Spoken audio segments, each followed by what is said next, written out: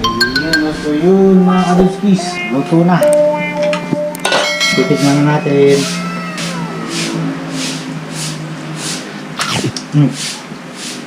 Sarap. Sarap.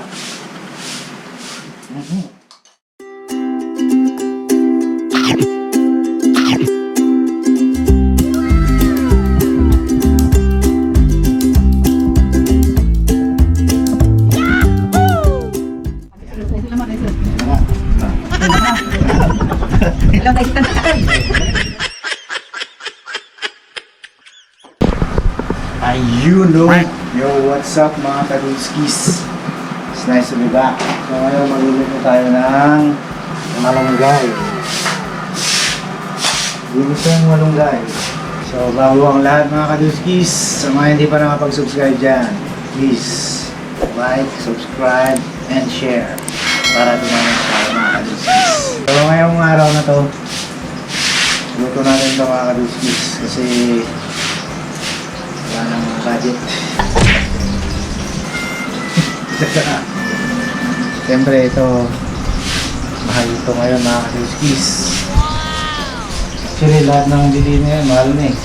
So napakagandang ulam to mga kaduskis. Madali lang iluto to mga kaduskis. Isa lang.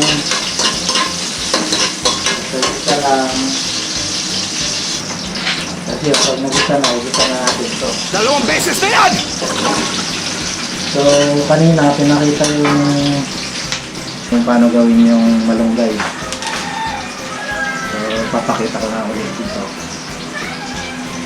Magaling kang Ayan lang yun, kupal ka. dalawang klase, no? Pwede rin ganito pagka medyo magulang na. Yun. Nalagay mo lang yan. Sabay-sabay lang lahat yan. Yan. Tip nga pala mga kaduskis. Mas maganda sa kailangan mas siya sa mga magulang natin. Mas maganda kung yung papakain pa nila yung fresh. Yung ikaw na yung nagluto. Kasi nakakadagdag yung sarap nun. Saka yung meron pag nagluluto ka, nandun yung pagmamahal mo. Ginagawa mo! Natupunta dun sa papakain mo, kaya mas lalo silang gaganahan kumain. Pag may oras ka rin naman, bumili ka na lang ngayon, magluto ka. Para at least, nakikita ng makain na bagong luto. Fresh from the farm. Dali lang naman eh.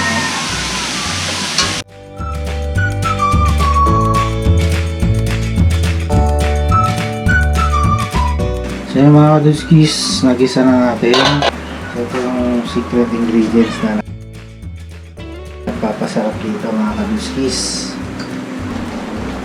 Yun. Ito lang to mga kaduskis. Lalagyan ng konting mainit na tubig para marumi yung katas. Yan. Tapos yun, gaganyan mo lang. Oh! Akats! Matong na si Akats. Ayan, bubuhos mo lang dito mga kaduskis. Sasapitin natin ang lahat ng pagsubok. Sasapitin natin lahat ng pagsubok mga kaduskis. I-drain natin mga kaduskis kaso sumablay tayo mga kaduskis. Lagyan natin ulit. So yun mga kaduskis. Ang gagamitin pala, mas magandang gamitin tong balaok. Yan. Iklikin nyo yung mga sila para maano yung katas niya. Do it! So, dalawang beses mo ulitin para ano, makuha mo pa yung katas. Yan ini. Tanay yun. Ganyan daw pala mga kaduskis. Sabi ni manager. Yun. Yun. Ito matitira mga kaduskis. So, yan. Actually, hindi pa yan eh. Hindi pa. Tama na daw. Yun. Nalagyan na natin. Yun o. Nalagyan na yung kulay mga kaduskis. Yan. Saka yung amoy. Ang bango na. Amoy bagoong na. Ayan. Actually, kulang ng ano sa kamatis. Sa kamote sana maganda. Kaso, wala nang mapagbilihan. Saka wala tayong stocks na kamatis. Kasi napakamahal ng mga bilihin ngayon. Hindi lang gulay, lahat. Karne, isda, lahat. Napakamahal. Kaya ito, galing sa ano to eh. Sa palaisdaan. Libre lang itong gulay lang. Libre na nga, masustansya pa. Kung inihaw, kahit na sardinas, pwede pala. Kahit na pritong isda. Kahit na anong isda, kahit sardinas, pwede. O kahit wala, pwede na rin. So yun, lalagay mo lang yan, tapos tatakpan mo. Tapos balikan natin after 10 minutes. A few moments later. Ayan, so yun mga kaduskis. Luto na. Taran! Titikman na natin.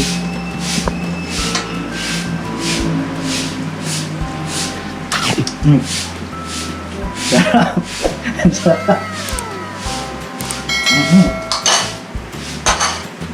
So, patayin na natin. At tayo kakain na. So mga kaduskis, ganun lang kasimple magluto. Tara, kain na tayo. Let's go! Ayun no. So tara na mga kaduskis, kain na na. Tara ang aming ulam. Siyempre yung dadasal na. Yummy! So tara mga kaduski, kain muna kami. Basta lagi natin tatandaan, God is good, God is great, God is love. Push lang natin mga kaduski. Siyempre, bawal pa rin ang tamad. Love your parents. Let's go! Please like and subscribe. Subscribe. Please like and subscribe.